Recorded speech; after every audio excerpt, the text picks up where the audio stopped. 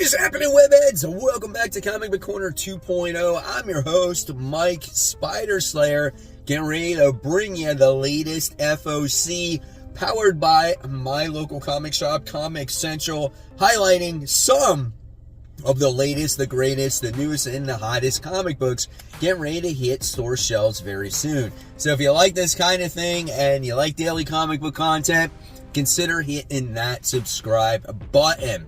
Alright guys, so let's not waste any more time. Let's get into this week's FOC. Alright guys, so here we go. We're kicking it off with DC once again this week, and we have Batman and Robin Year 1, issue 1 of 12. So it's like a maxi series here. I think this one could be fun because you're going to get Mark Waid and Chris Samnee together once again. These guys do great books when they're teamed up together. And if you want a Year 1 storyline and you like Batman and Robin, go ahead and pick this one up. And then we have Action Comics issue 1071, Prey of the Phantom King. What is this bad boy about? Not sure. I guess maybe Superman's trapped in the Phantom Zone. So, I don't know, man. If you love Action Comics right now, go ahead and check this one out. Then we have Batman Superman's World's Finest, issue 32. I actually decided to pass on this week's past issue. If you guys thought it was pretty good, let me know in the comments below. Just a lot of books getting ready to come out, so I had to pull back on some things. So yeah, that's my thought process with World's Finest. Moving on to Catwoman, issue 69.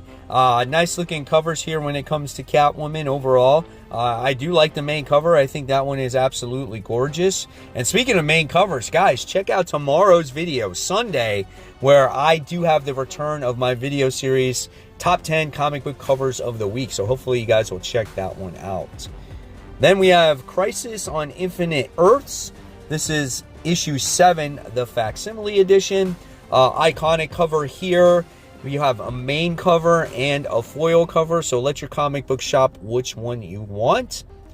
Then we do have Dark Knights of Steel, All Winter, issue 4 of 6.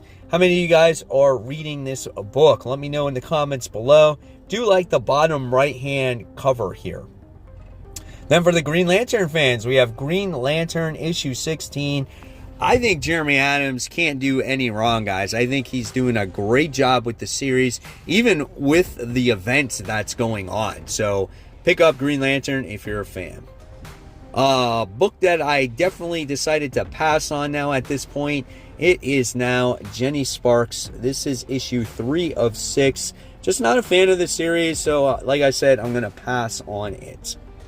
Then we have Multiverses Collision Detection, issue 3 of 5. That main cover looks really nice. And how about the DC logo, guys? I think we're getting back to the way things were. And I guess this might be an all ages type of storyline going on here. So if you want to check it out, go for it. And then we have Nightwing, issue 118. This is the final issue of Tom Taylor's run. What happens to Dick Grayson? What happens to Heartless? Does the relationship between Barbara and Dick continue?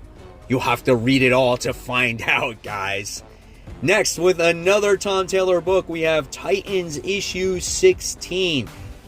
Like I said, Tom Taylor, it's been really heavily focused around Raven. So if you like that kind of thing, make sure you check it out. Then we have Wonder Woman issue 14, a great jumping on point for a lot of readers here. You got a David Nakayama cover on the top right hand side. So yeah, DC is where it's at right now, guys, because these are all storylines that you might want to jump on in case you haven't read a title for a while and see if it is for you. Now we move on to Marvel, and we have Wolverine Revenge, issue 3 of 5. Great main cover there as you get Colossus squeezing the crap out of Wolverine. That's pretty cool. The bottom left has him going battle against Omega Red, and the bottom right has him doing battle against Deadpool. Pick and choose what you like. They're all pretty sweet. And then we got those Wolverine Revenge Red Band editions, and you do have the Red Band, which features which looks like only Colossus here. Next, we have Spider-Boy issue 12, teaming up with, I think, is Daredevil. That's kind of cool. But more importantly, guys, look at the bottom. You get Spider-Girl in this series now. And who is Spider-Girl? Is it Bailey Briggs' like best friend? Does she acquire powers? We'll have to wait and see and find out. And oh, there's more covers there at the end too. I didn't even see those. Then we have the continuation of Avengers. This is issue 19. Avengers has been pretty good. We've gotten Hyperion in the series. And then you got your Doom covers on the bottom there. And I like the one on the bottom right. It's more of a like old school type of style of cover. Then fans of 2099, you're going to get Conquest 2099, issue 2 of 5. Not going to lie, I do like the main cover with Logan, who is actually Nova Corps, and he's, you know, using those claws to intimidate his foes. I think that's cool, man. Other covers below are pretty neat too. Whether the story is good or not, that's still yet to be determined. Then we have Dazzler. This is issue 2 of 4. Listen, I got a lot of comments on my Dazzler, on my Worthy Ones video with Dazzler in my singing. Okay, I kid you not, guys. If she sings another song in that book, I will do another song. I will sing for you again.